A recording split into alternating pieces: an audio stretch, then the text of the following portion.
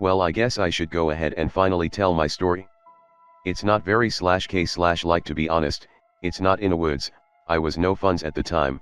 There are no skinwalkers/goatmen/fleshgates involved, as far as I know anyways. But I feel compelled to finally getting around to writing the out, just for the record, and maybe so you guys can get some spoops out of it. Back when I was 17, I lived just outside of Washington, D.C. I enjoyed it well enough for the most part. D.C. is no funds and has a massive homeless problem, but isn't a complete shithole. I was a complete autist in school with depression and shit, and I got kicked out of my nice Catholic prep school due to shit grades. Instead of sending me to public school over in Virginia where I lived, my parents decided to send me to a non-traditional school in the city. In addition to school, I had a job at a shitty movie theater in Rockville, which is just outside DC to the northwest. Now, I was 17 at the time, but had no driver's license. When I was able to get my learner's permit at 15, I procrastinated due to not wanting to go to the DMV for a whole year. When I finally did get my permit, I did my hours and my driving course and such, but fell into the same trap of not wanting to go to the DMV, so I didn't get my license until I was almost 18. So because of this, and because my parents rightfully didn't want to drive me into DC every day during rush hour only to then have to go back into Virginia to get to work, I took the metro to school and work every day. If there are any Washingtonians here, then you might understand my route. I started out on the Virginia side of the Potomac River, to the east of the city, at Virginia Square/GMU Station, which is on the Orange Line. For the purposes of this story, the Orange Line starts in Virginia and ends just outside of DC to the northeast, and the Red Line starts out northwest, where my job was, and then went down into the center of DC and up to the northeast again. My school was about a block away from the Eastern Market Metro Station on the Orange Line, about 3/4 of a mile southeast from the Capitol along Pennsylvania Avenue. My job was a little ways away from the Rockville Metro Station. When my shift ended at around 11:15, I had to book it to the Metro stop most days. Stations close at 12, and take the Red Line down to Metro Center, which as the name suggests is in central DC, switch to the Orange Line, then take the Orange Line to East Falls Church in Virginia, from which I would take the bus or a cab home. I'll put it all in a map I'll make and post along with this. Sorry, a whole post of this is just setup. The setup is important. So now that all that is established, I can start getting into the story. For a couple months, everything was completely unremarkable. I had ridden the metro on and off for most of my life, but never this extensively, so I was fine with the whole experience. The only part that ever felt weird to me was coming home at night. During the weekends, even at like 1 a.m. people were on the metro, but during the week, when I came home from work, it was very common for me to be the only person on the train, and sometimes even the only person in an entire station, though I wasn't really spooked by it, at least for a while. I always sat up front in the train. Like the very front. I liked looking out the front of the train and watching the tracks go by. I had loved doing this as a kid, and I still did because I was a child even at 17. One night I was riding the Red Line back from Rockville to Metro Center. I was the only person in the car, probably in the train. I caught the last train before the system closed. I was looking out the front of the train like usual when I saw something weird. It looked like a white branch, like birch or something. It was thin, almost spindly. It was pressed up against the wall when I first saw it, as the train's headlights started to hit it. I thought it must have been a length of wire or pipe. But then it moved. It was really quick. Not even like twitchy quick, it just suddenly moved out of the edge of the headlights of the train and I couldn't see it anymore. I wrote it off in my head as being overworked, as cliché as that is. After all, tending to a popcorn machine on a pretty much empty movie theater is hard work. I pretty much forgot about the incident over the course of the week due to school and such occupying my mind. And then about a week later I saw it again, in about the same place on the line. This time, it was on the opposite end of the tunnel, and I got to see a little more of the thing before it moved away.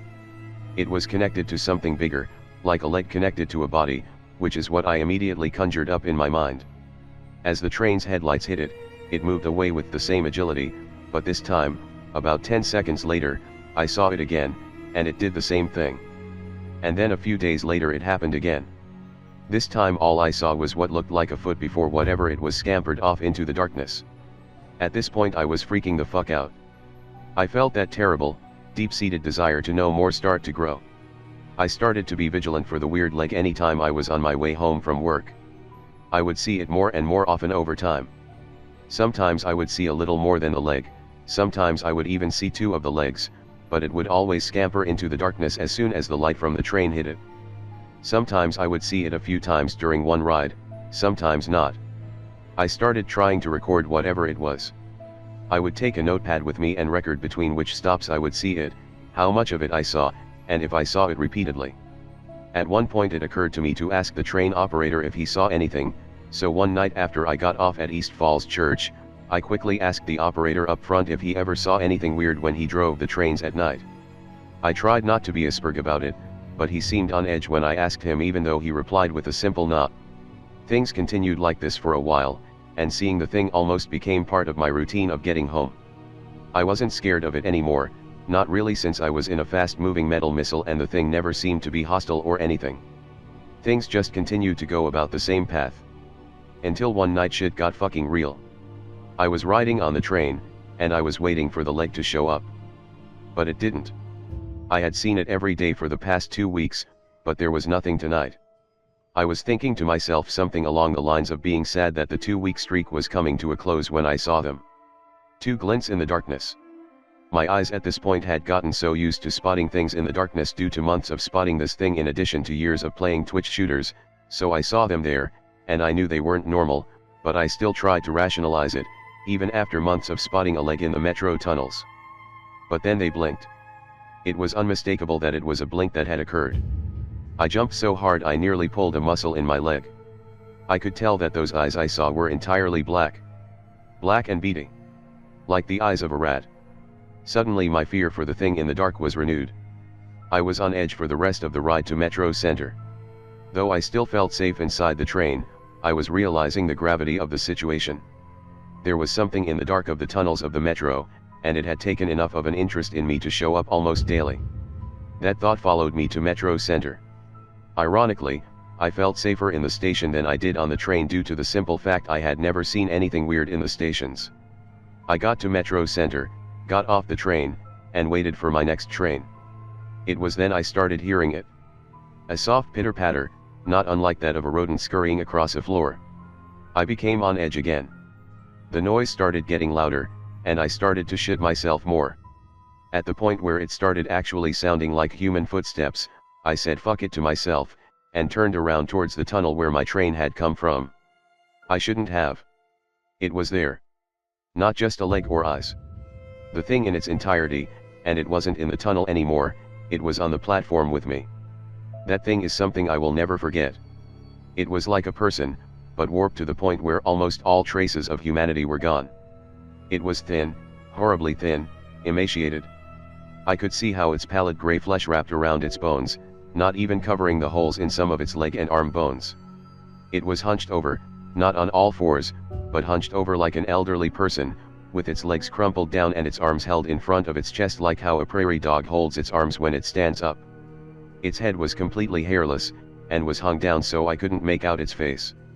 I opened my mouth to scream, but I just whimpered like a baby. I shouldn't have done that. I think I provoked it. It started to move towards me with a horrible gait.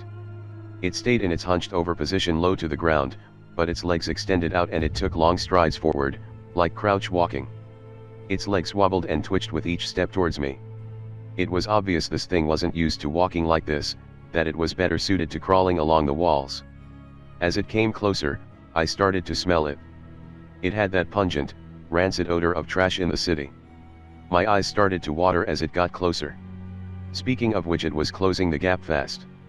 When I first turned around there must have been about 150 feet between us, but within 5 or 6 steps it was only about half that distance away. My stupid brain finally kicked in and put me into survival mode, and I fucking booked across the platform. My stupid idea was to try and outrun it to the end of the platform, then jump across the tracks to the other platform and keep running out towards the surface. My plan got about a fourth done when I realized it wasn't going to work, because that's when the thing stretched out. I looked over my shoulder and shit myself again. The thing was now standing on its legs, and it had its arms out. I don't know how I only managed to see as much as I did in the tunnel, but what I saw in there wasn't accurately representing the whole thing. It must have been 15 feet tall at least. Its torso was thinner than its femur. Its arms came down to its shins as it let them drag along. And then there was its face. Its face looked like that of a starving man, with sallow skin tightly wrapping its cheekbones like a corset. Its eye sockets were far too big for its beady little eyes, with the top of the socket jutting out a good 2 inches beyond where the eye ended. And the mouth was a gaping hole with no jaw to be seen. This thing had reached its full height, and I had just about made my peace with death when some beautiful motherfucker honked the horn on his train that was coming in downstairs to signify to no one that no one could get on. I don't why, but that horn caused the monstrosity in front of me to reel backwards and let out the most horrible sound I've ever heard before going down on all fours and scuttling back into the tunnel. I took a cab home that night. And then pretty much every night for the rest of the year. I haven't gone on the metro there since. I've moved farther into Virginia, so I haven't been around Washington, but even if I was back there I wouldn't take the metro again if it meant losing $10 billion or whatever. I did some more research. Apparently there are urban myths of something in the tunnels down there. I also found out about a series of abandoned tunnels, just under DuPont Circle, the metro stop nearest to which I commonly saw the thing. That's pretty much it. Here's a map of where I saw the thing with stations where I was near when I saw it marked and areas to avoid marked.